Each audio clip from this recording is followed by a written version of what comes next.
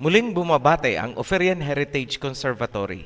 Mga kababayan kong Pilipino, Oferians, inihahatid sa inyo ng Oferian Heritage Conservatory ang isang kaalaman na nabaon sa loob ng libu-libong taon. Ang Misaya na tagapagligtas ay kalahi ng mga Pilipino.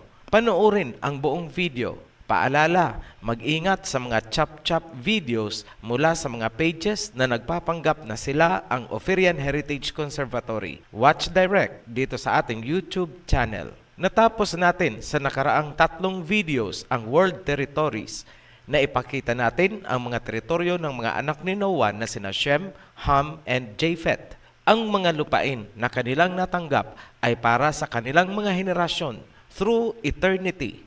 Masasagot ng video na ito ang mga kalituhang hatid ng iba't ibang videos na ginawa ng mga taong wala namang alam sa malalim na nakaraan. Tulad halimbawa ng mga sumusunod na katanungan.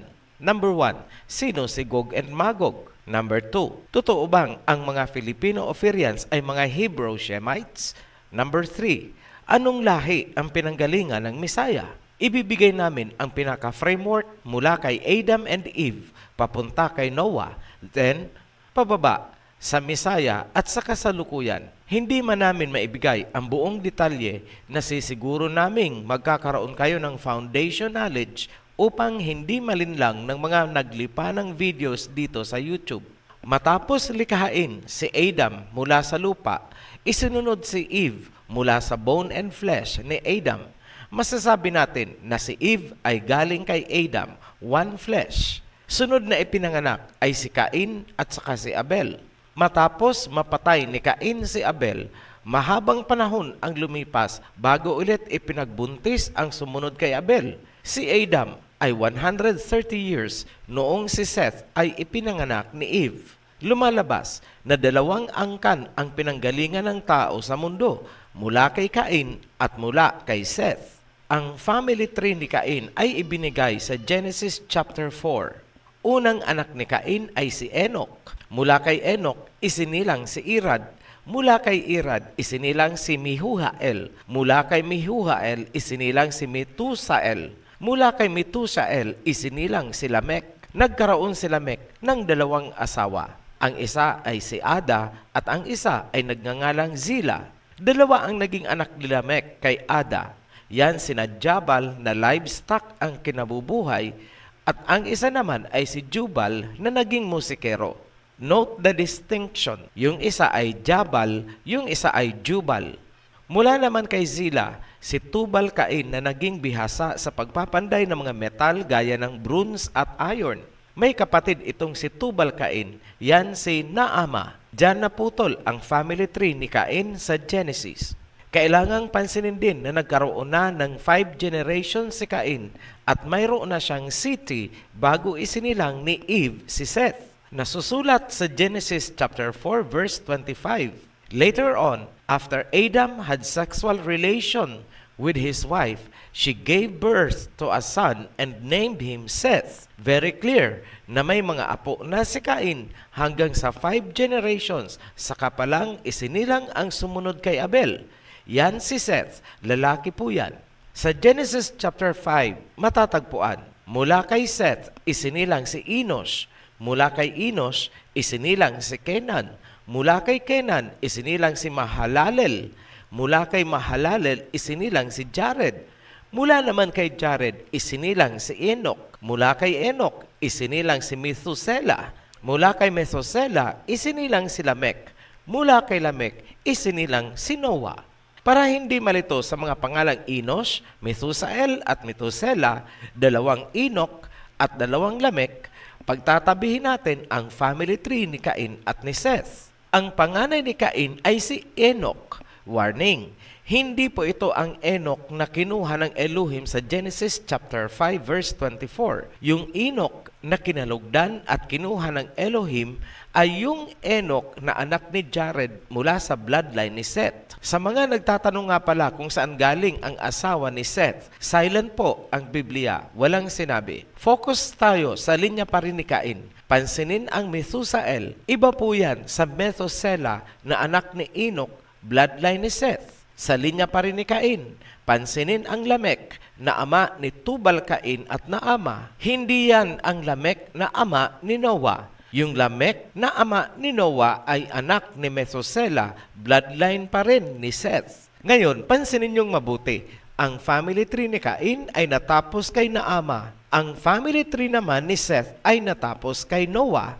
Kapag pinagsama ang nilalaman ng Book of Moses at Writings of Abraham, lumalabas na iba ang ina ni Shem at Japheth, samantalang si Ham ay anak ni Noah kay Naama na nagmumula sa bloodline ni Cain. Ganito ang nasusulat sa Book of Moses chapter 8 verse 12.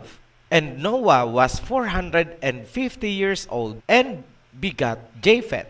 And 42 years afterward, he begat Shem of her, who was the mother of Japheth. And when he was 500 years old, he begat Ham. Pansining mabuti na binigyan din ng Book of Moses na iisa ang nanay ni Japheth at ni Shem. Kaya parang lumalabas na iba ang ina ni Ham. Ganito naman ang nasusulat sa Writings of Abraham, chapter 11, verses 1 hanggang 3. And when Noah was 450 years old, he begat a son, and he called his name Japheth. 42 years later, he begat another son of her, who was the mother of Japheth, and he called his name Shem. 8 years later, Noah begat a son of his wife Naama, who was of the seed of Cain, and he called his name Ham. Ngayon, sino ang unang asawa ni Noah? Hindi maklaro ang unang asawa ni Noah, ngunit lumalabas na ito ay posibleng galing sa mga anak ni Enoch, bloodline pa rin ni Seth. Dahil sa mga informasyon na nakalap natin, we believe na ang ina ni Shem at Japheth ay iba sa ina ni Ham. In other words, half-brother lang si Ham ni Shem and Japheth. Katunayan, si Ham ay younger brother ni Shem at Japheth. Ngayon, dahil nasa overview pa lang tayo ng family tree, gusto naming tandaan nyo lang na si Naama ay anak ni Lamek na apo ni Cain sa talampakan. Si Naama at Ham ang bloodline ni Cain na sumakay sa ark at nakaligtas sa baha. Sila ang carrier ng serpent seeds, ngunit ito ay inactive at muling nabuhay kay Canaan. Mula kay Canaan, napunta sa lahi ni Japheth ang serpent seeds. Kung paano nangyari, tatalakayin natin sa mga susunod na video hanggang makarating tayo sa Gog and Magog series. Family tree lang muna ang focus natin dito, hindi pa po tayo lalayo. Ayon sa Genesis, 8 tao lang ang nakaligtas sa baha. Si Noah, asawa niyang si Naama, 3 anak ni Noah at ang kanilang mga asawa, total of 8 persons. Sa world history, ang generations ni Shem ay tinatawag na Shemites, Semites, or Semitic. Yung kay Ham ay mga Hamites at yung kay Japheth ay mga Japhethites. Dumako tayo sa family tree muna ni Shem ayon sa Genesis chapter 10 verse 21 hanggang 31. 5 ang anak ni Shem na inilatag sa Genesis. Yan sina Elam, Ashur, Arphaxad, Lud, at Aram. Lahat ng generations na galing kina Elam, Ashur, Arphaxad, Lud, at Aram ay tinatawag na mga Shemites dahil lahat ay galing kay Shem. Halimbawa, ang mga anak ni Elam na tinatawag ding Elamites ay mga Shemites din. Mag-focus tayo sa pinagmula ng Hebrews. Mula kay Arphaxad, isinilang si Heber or Eber. Kay Eber, nagmula ang mga Hebrews. Klaruhin natin, ang mga lahi o bansa galing kay Elam, Ashur, Lod at Aram ay mga Shemites din, pero hindi sila mga Hebrews. Strictly speaking, ang Hebrews ay nagmumula lamang kay Heber. May kaugalian ng panahong yon. Kung sino ang pinakaninuno, yun ang tawag sa kanyang lahi. Ibig sabihin, ang buong generations ni Eber o Heber ay tinatawag na Eber kung saan nagmula ang term na Hebrew. Naaayon yan sa account ni Joseph ben Matityahu, also known as Josephus Flavius, isang Jewish historian noong AD 93. Reference, Antiquities of the Jews, Volume 1, Chapter 6, Verse 4. Ang lahi ni Heber ay nagsanga sa kanyang dalawang anak, yan sina Peleg at Joktan. Noong maliit pa ang angkan, nanirahan sila sa Mysia, bahagi ng modern-day Iran. Noong naghiwalay na ang angkan ni Peleg at Joktan, si Peleg ay pumunta sa direksyong kanluran. Kay Peleg nagmula si Abraham at ang Israel. Kay Joktan naman galing ang mga Oriental Hebrews ng silangan. ASEAN nations po, kasama dyan ang Ophirians o mga Pilipino. Sa Genesis chapter 11, verse 19, inilarawan ang descendants ni Peleg. Iwanan natin saglit si Joktan. Mag-focus muna tayo kay Peleg. Matatagpuan sa Genesis chapter 11, verse 19, inilarawan ang kanyang descendants. Mula kay Peleg, isinilang si Reu. Sundan pababa ang chart hanggang dumating kay Terah. Tatlo ang naging anak ni Terah. Yan sina Abram na naging Abraham bandang huli. Then kapatid niya si Nahor, parang junior po ito sa lolo. At si Haran.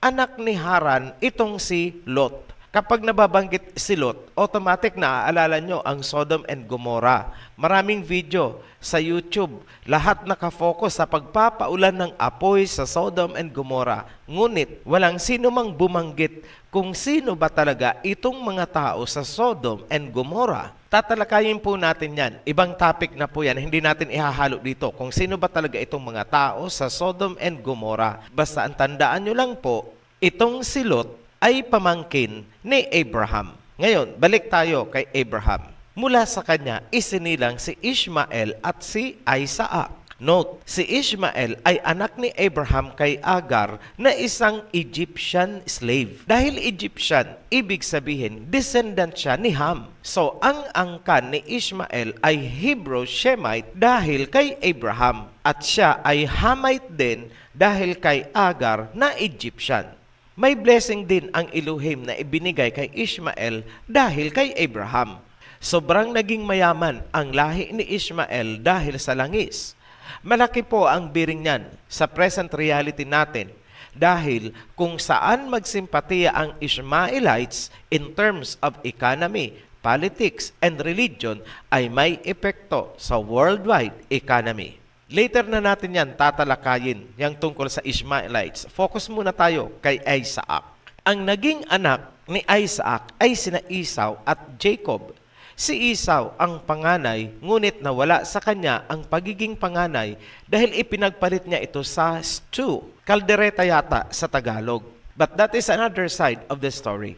Hindi rin malinaw kung ano ang nangyari sa angkan ni Esau at kung sino sila ngayon. Mag-focus tayo sa lahi ni Jacob. Yan ang Israel. May isang tanong kaming ipapauna. Lahat ba o buong Israel ba ni Jacob ay mga Hudyo? Lahat ba ng 12 tribes of Israel ay Hudyo? Kaya namin itinaas ang katanungang yan dahil noong inilabas namin ang video kung sino ang mga Gentiles, maraming nakikipagdiskusyon. Sinasabi nila na kapag hindi daw Hudyo, automatic Gentile. Mali po yun. Mukhang hindi nila alam na ang Hudyo na tinatawag ay exclusively, Tagalogin natin, natatanging tribe ni Judah ang tinatawag na Hudyo. Walang iba. Kaya, ang sinasabi ni Paul na siya ay Hudyo mula sa tribo ni Benjamin ay tahasang kasinungalingan. It defies the core of biblical truth. Panluloko. Hindi pwedeng maging Hudyo ang isang nagmumula sa tribo ni Benjamin dahil ang mga Hudyo ay galing sa tribo ni Judah. Ngayon, ang panlulokong yan ba ay gawain ng matinong tao, matinong pastor, matinong apostol? Kayo na po ang makapagsabi. Huwag na nating isali yung mga claim na siya ay puspos ng espiritu. Hindi po yan ang concern dyan. Ang punto dyan ay nagsasabi ba siya ng totoo at hindi siya sinungaling bilang apostol. Simpleng pag-uusap na lang po. Gawain ba ng matinong apostol ang magsabi na siya ay Hudyo, gayong hindi naman siya galing sa tribe ni Judah? Ngayon, si Moses at ang mga priests na naglilingkod sa templo ay mga piling-pili na Levites. Meaning, galing sila sa tribe ni Levi. Hindi po sila mga Hudyo. Ulitin ko po, hindi Hudyo si Moses. Hindi Hudyo si Aaron.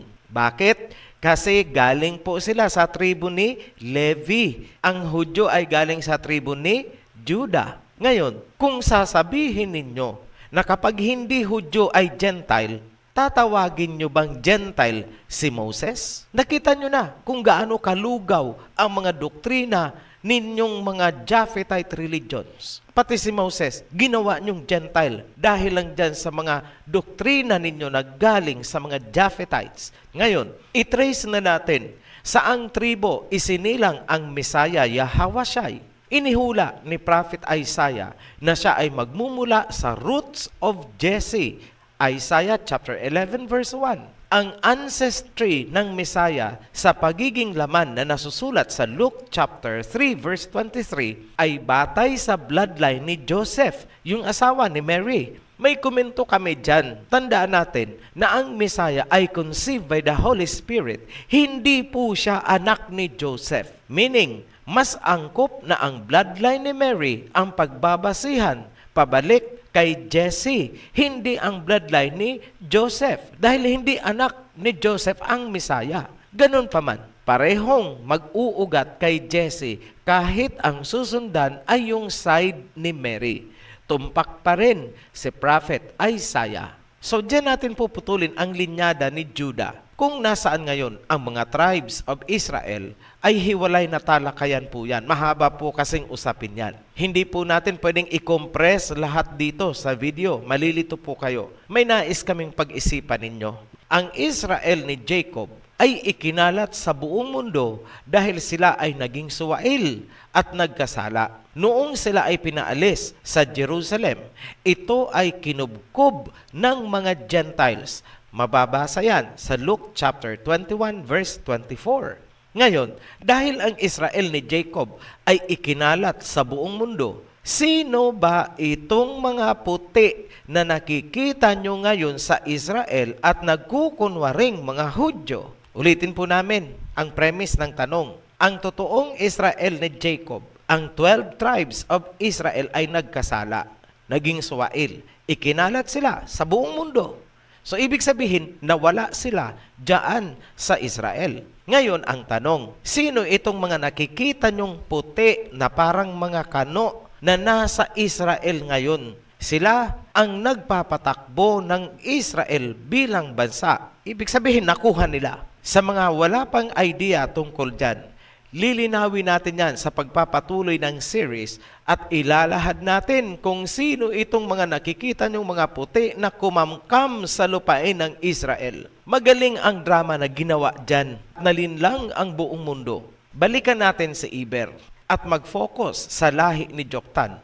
Yung kabilang sanga naman ang titingnan natin. Kanina kay Peleg, yun ang Israel. Ngayon kay Joktan naman tayo. Si Joktan ay nagkaroon ng 13 or 13 anak. Hindi natin eksaktong matutukoy kung ano-anong mga bansa sila ngayon. Ngunit malinaw na ang angka ni Joktan ay napunta sa silangan noong humiwalay na siya kay Peleg.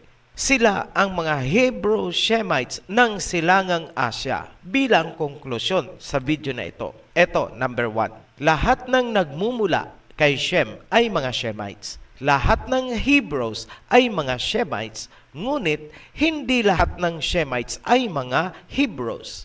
Number 2. Lahat ng Israelites ay Hebrews. Ngunit, hindi lahat ng Hebrews ay mga Israelites. Number 3, lahat ng Hudyo ay Israelites. Ngunit, hindi lahat ng Israelites ay Hudyo. Gaya nga ng sinabi natin kanina, sina Moses at mga priests sa templo ay mga Levites. Hindi po sila Hudyo. Number 4, ang Messiah Yahweh ay galing sa tribe of Judah, isang Israelitang Hudyo sa makatuwid. Ang Messiah ay isang Hebrew Shemite. Ang mga Pilipino or Ophirians ay mga Hebrew Shemites kasama sa lahi ng Messiah. Stand for truth, Ophirians. Labanan ang anumang doktrina at propaganda na pilit tayong inilalayo sa ating Messiah. No to Japhetite religions, no to Japhetite doctrines, no to Japhetite propaganda. Abangan ang susunod na video. Isusunod natin ang family tree ni Ham at ni Japheth, the Gentiles. Malalaman nyo kung saan talaga nakalinyada ang Gog culture. Malalaman ninyo kung sino si Gog and Magog. Muli kaming nagpapasalamat sa lahat ng sumusuporta sa Ophirian Heritage Conservatory. Sa mga new subscribers, welcome to Ophirian Heritage Conservatory channel. Be blessed. Shalom.